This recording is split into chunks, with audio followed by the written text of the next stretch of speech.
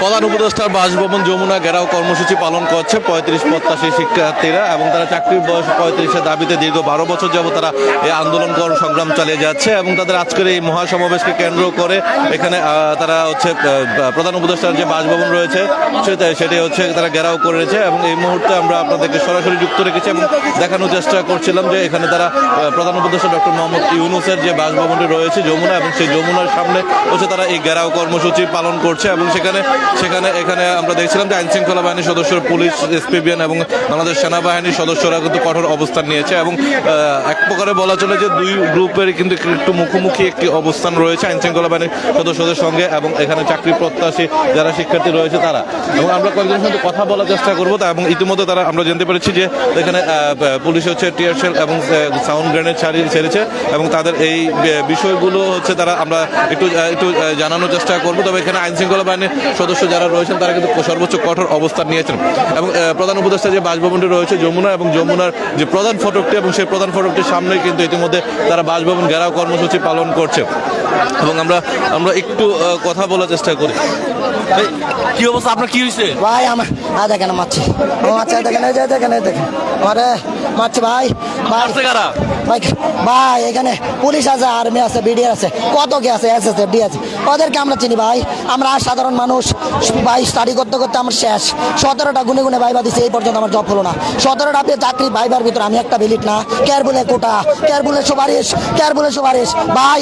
প্রবাসী কল্যাণ ব্যাংকে আমি ভাইবা দিছি, আমার স্কুলের বড় ভাই আমার স্কুলের বড় ভাই মজিবুল হক ভাই, উনি তবু চাকরি আমার হয় নাই। 17 মিনিট ভাইবা দিছি, কাউন্টার ম্যান আমি ভাইবা দিছি ভাই। 20 থেকে শুরু করে 812 থেকে শুরু করে 20 পর্যন্ত ভাই, বুঝেন না ভাই আমার এখন আমার বয়স করতে চাই। আমার বয়স 35-এর পাশাপাশি আমাদের আরেকটা দাবি থাকবে, বাংলার মাটি থেকে এই স্বৈরাচার পুলিশকে উৎখাত করে ছাড়বো আমরা। পুলিশকে চাই না, আমরা চাই না বাংলার মাটি থেকে উৎখাত করা পুলিশকে। কেন আপনাদের উপর আক্রমণ করে? আপনারা ভালোভাবেই জানেন যে অন্তর্বর্তীকালীন সরকার আসার পর অনেকেই বিভিন্ন নৈতিক, অনৈতিক, যৌক্তিক, অযৌক্তিক দাবি নিয়ে এই শাহবাগে উপস্থিত হয়েছিল, কিন্তু অনেক অনৈতিক দাবি, অযৌক্তিক দাবি এখানে তারা সমর্থন দিছে। কিন্তু আমাদের এই 12 বছর ধরে এই যে একটা যৌক্তিক দাবি, তার কেন এটা মেনে নিতেছে না সেটা জবাব চাই। পুলিশ কেন এখানে টিয়ার সেল মারবে, গুলি মারবে? আমরা কোনো অন্যায় করি না, আমরা কোনো প্রতিবাদ করি না। এখানে আমরা জাস্ট আমাদের নিজেদের অধিকার আদায়ের জন্য, আমাদের দাবি আদায়ের জন্য এখানে জাস্ট আমরা বসেছি। আমার ভাইদের উপর কেন এরকম অত্যাচার করা হবে, এটা জবাব চাই আমি। ধন্যবাদ। দর্শক, আমরা কয়েকজনের সঙ্গে কথা বলছিলাম এবং তারা যেটা জানাচ্ছিলেন এবং এমনটা যে তারা তাদের এই উপরে যে শান্তিপূর্ণ অবস্থান কর্মসূচির মধ্যে হচ্ছে তাদেরকে হচ্ছে পুলিশের উপর পুলিশ হচ্ছে টিয়ার শেল এবং সাউন্ড গ্রেনেডের মাধ্যমে তাদের উপর আক্রমণ করে। সমাধান করে দিবে। আপনাদের উপর কেন আক্রমণ করলো? আপনারা কি বিশৃঙ্খলা করেছিলেন? আমরা এসেছি এখানে মাননীয় প্রধান উপদেষ্টা, আমরা বিভিন্নভাবে চেষ্টা করেছি, তার রিসিভ করার জন্য পারি নাই, তাই আমরা তার সাক্ষাতের জন্য সামনে এসেছি। কিন্তু পুলিশ হয়তো ভেবেছে যে আমরা বিশৃঙ্খল করবো, সেজন্য তারা টিয়ার শেল, রাবার বুলেট মেরেছে। আমরা বুক পেতে দিয়েছি, আমাদের বেশ কয়েকজন সহযোদ্ধা অসুস্থ হয়েছে। তারপরে আমরা বলছি আমাদের জীবনের বিনিময় হলো, রক্তের বিনিময় হলো 35-এর সমাধান চাই।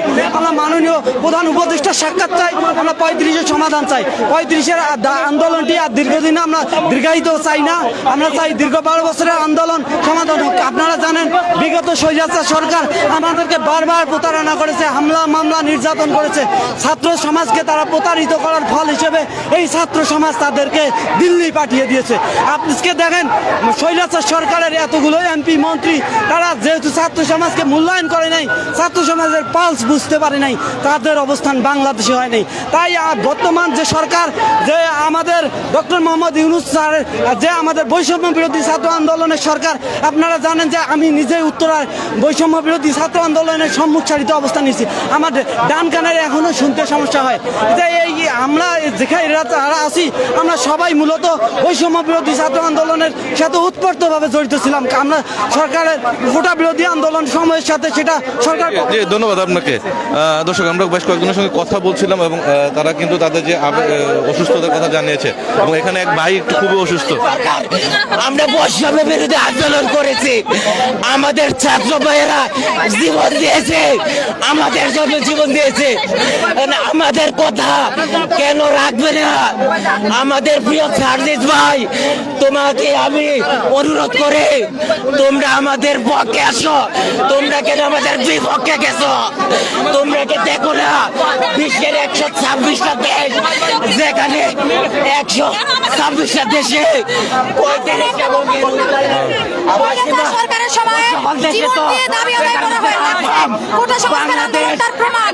তাহলে এই সরকারের সময় যদি জীবন দিয়ে দাবি আদায় করতে হয়, তাহলে সেই সরকার আর এই সরকারের পার্থক্য কোথায়? তাহলে আমরা কি বলতে বাধ্য হচ্ছি যে চেয়ার বদলালে কখনো নীতি বদলায় না।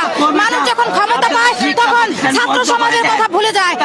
ডক্টর মোহাম্মদ ইউনূস স্যার বলেছেন, তোমাদের দুঃখ কষ্টের কথা বলে আমাদের কাছে মাসে একটা চিঠি দিও, অথচ আমরা তার সামনে তার সাথে কথা বলতে আসছি, ফেস টু ফেস কথা বলতে আসছি, অহিংস আন্দোলন করতেছি, অহিংসভাবে আমরা তার সাথে দেখা করতে আসছি।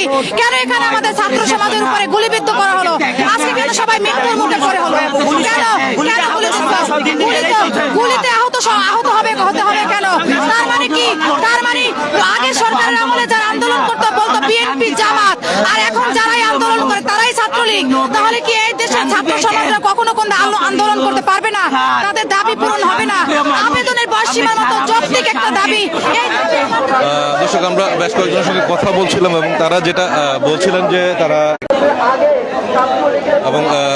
অযথায় তাদের উপর আক্রমণ করছে এমনটা জানাচ্ছেন। এবং আমরা এই মুহূর্তে দেখছিলাম যে বাংলাদেশ সেনাবাহিনীর একটি বিশেষ ইউনিট কিন্তু এই মুহূর্তে পুরো চারপাশ নিরাপত্তা ব্যবস্থা জোরদার করেছে এবং এই জায়গাগুলোতে আমরা যদি একটু লক্ষ্য করি যে এখানকার আইনশৃঙ্খলা বাহিনীর সদস্যরা কঠোর অবস্থান নিয়েছে এবং তারা তাদের সঙ্গে কথা বলছিলেন এবং বিভিন্ন জায়গা থেকে। এবং এখানে সেনাবাহিনীর বিশেষ সদস্যরা কিন্তু ইউনিটের সদস্যরা কিন্তু এখানে নিরাপত্তা জোরদার করছেন এবং চারপাশে ইতিমধ্যে আইনশৃঙ্খলা বাহিনীর সদস্য যারা রয়েছেন তারা কিন্তু পুরো বাসভবনটি ঘিরে রেখেছেন। এবং এইখানকার যে সার্বিক পরিস্থিতি যদি আমরা একটু আপনাদেরকে দেখাই যে এখানকার কিন্তু আইনশৃঙ্খলা বাহিনী কঠোর অবস্থান নিয়েছে এবং পুরো বাসভবন চত্বরটি ইতিমধ্যে নিরাপত্তা চাদরে ঢেকে নিয়েছে। এবং এখানকার যদি সার্বিক বিষয়টি দেখায়, এখানে অনেক যারা আন্দোলনকারী রয়েছেন তারা কিন্তু ইতিমধ্যে এখানে পুরো রাস্তাটি এখানে অবস্থান নিয়েছে। আচ্ছা, বিষয়টা হলো ভাইয়া, দেখেন, রাষ্ট্রপ্রধানের কাছে যে কেউ তার স্বাভাবিক দাবি রাখতে পারে, এটা কিন্তু সবারই রাজনৈতিক একটা অধিকার। কিন্তু আমরা আমাদের অধিকার জানাতে এসে আমাদের সাধারণ শিক্ষার্থীদের উপর পুলিশ বর্বরিত হামলা চালাইছে, আমাদের সাউন্ড গ্রেনেড মেরেছে, আমাদের টিয়ার শেল নিক্ষেপ করেছে, আমাদের কিছু ভাই আহত হয়েছে। এখন আমরা যেটা দেখতে পাচ্ছি, ফ্যাসিস্ট হাসিনার আমলের যে সরকার এবং বর্তমানে সরকারের ভিতরে কোনো পার্থক্য আমরা দেখতে পাচ্ছি না। সাধারণ শিক্ষার্থীদের উপর হাত দেয় কেন? সাধারণ শিক্ষার্থী তো যে কারোর সাথে দেখা করতে পারে। আমাদের উপর যে হামলাটা চালাইছে তার আমরা তীব্র নিন্দা ও প্রতিবাদ জানাচ্ছি এবং অবিলম্বে যে সকল পুলিশ সদস্যরা আমাদের উপর হামলা চালাইছে তাদের দৃষ্টান্তমূলক শাস্তির দাবি জানাচ্ছি। ধন্যবাদ আপনাকে। দর্শক, তাদের এই 35 চাকরির বয়সসীমা 35-85 যারা রয়েছেন তারা মূলত আজকের এই আন্দোলন কর্মসূচিতে এখানে যুক্ত হয়েছেন এবং তাদের এই দাবি আদায়ের লক্ষ্যে এবং তারা তাদের চাকরির বয়সসীমা 35 করা দাবিতে কিন্তু তারা দীর্ঘদিন যাবত আন্দোলন করছিলেন। এবং সেই আন্দোলনের প্রেক্ষিতে তারা আজকে প্রধান উপদেষ্টার বাসভবন যমুনা ঘেরাও কর্মসূচি তারা ডাকে এবং পূর্ব ঘোষিত তাদের এই কর্মসূচি বাস্তবায়নের লক্ষ্যে তারা এখানে এসে উপস্থিত এবং এখানে একটা বিশাল সমাবেশ আয়োজন করছে। যদিও কয়েকদিন আগে এই আন্দোলন সম্প্রীতি থেকে সরে আসার জন্য প্রধান হাইকোর্ট থেকে একটি রায় দেওয়া হয়েছিল যে প্রধান উপদেষ্টা বাসভবন, সচিবালয় এবং সুপ্রিম কোর্টের আশেপাশে কোনো ধরনের আন্দোলন, বিক্ষোভ, মিছিল এগুলা করা যাবে না এবং এই এলাকাটি নিষিদ্ধ করা হয়েছে আন্দোলনের থেকে। এবং সেই প্রেক্ষিতে যারা যখন এখানে আসছে এবং সেখান থেকে পুলিশ একটু আক্রমণাত্মক হয় এবং তারা সাউন্ড গ্রেনেড এবং রাবার বুলেট ছুড়ে এবং তার প্রেক্ষিতে অনেকে আহত হয়েছেন এবং যার কারণে কিন্তু শিক্ষার্থীরা যারা রয়েছেন তারা অনেকে আহত অবস্থায় এখানে আছেন এবং কয়েকজনের চোখে যে টিয়ার শেলের আঘাতে অনেকটা বিধ্বস্ত হয়েছেন এবং আমরা দেখছিলাম এবং এখানে তারা অনেক হাজার শিক্ষার্থী কিন্তু এখানে তারা উপস্থিত হয়েছেন এবং তার প্রেক্ষিতে এখন পর্যন্ত বলা চলে যে এখানকার সাধারণ মানুষ যারা রয়েছেন তারা এবং আমরা দেখছিলাম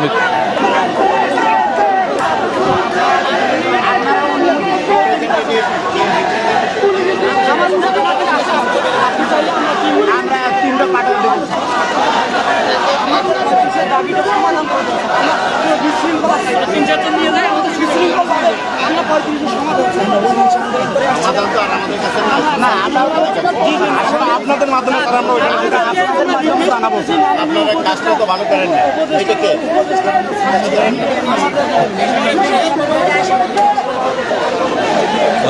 দর্শক, আমরা দেখছিলাম যে আইন শৃঙ্খলা বাহিনীর সদস্যদের সঙ্গে তারা কথা বলছেন এবং তারা এই বিষয়টা নিয়ে সমাধান করার চেষ্টা করছেন এবং এই মুহূর্তে যদি আমরা আইন পুলিশকে হচ্ছে সেটা কাভারেজের জন্য নিষেধ করছিলেন এবং আমরা এখানকার যদি সার্বিক বিষয়টি যদি একটু দেখি যে এখানে সাধারণ শিক্ষার্থী যারা রয়েছেন তারা হচ্ছে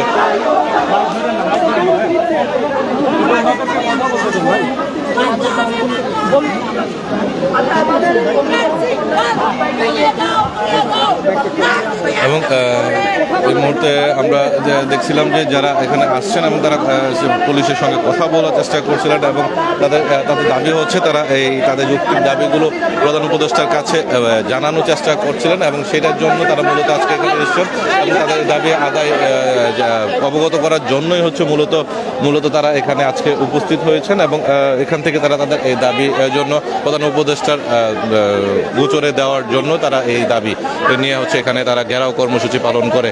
এখানে আইন শৃঙ্খলা বাহিনীর সদস্য যারা রয়েছেন তারা কিন্তু সর্বোচ্চ কঠোর নিরাপত্তা অবস্থা জোরদার করেছেন পুরো বাসভবন এলাকায় ঘিরে এবং শিক্ষার্থীরা কিন্তু তারা ইতিমধ্যে এখানে আন্দোলন কর্মসূচিতে অবস্থান নিয়েছেন এবং আমরা এই মুহূর্তে এখান থেকে সর্বশেষ পরিস্থিতি আপনাদের জানানোর চেষ্টা করছিলাম এবং পরবর্তীতে আবার যুক্ত হব নতুন আপডেট নিয়ে।